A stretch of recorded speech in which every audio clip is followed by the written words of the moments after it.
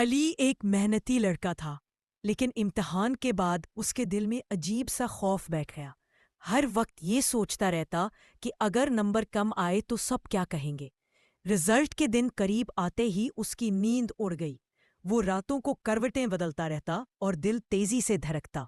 آخر وہ دن آ گیا۔ اسکول میں سب دوست ہنس کھیل رہے تھے، لیکن علی کا چہرہ سہما ہوا تھا۔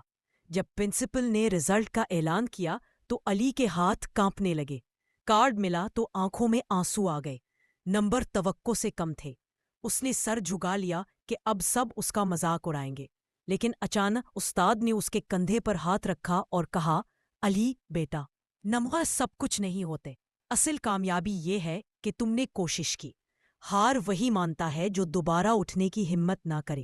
یہ سن کر علی کے دل کا بوجھ ہلکا ہو گیا۔ اس نے فیصلہ کیا کہ وہ اگلی بار اور زیادہ محنت کرے گا۔ نتائج کا ڈر ہمیں کمزور بناتا ہے، مگر ہمت اور حوصلہ ہمیں ہمیشہ آگے لے جاتا ہے۔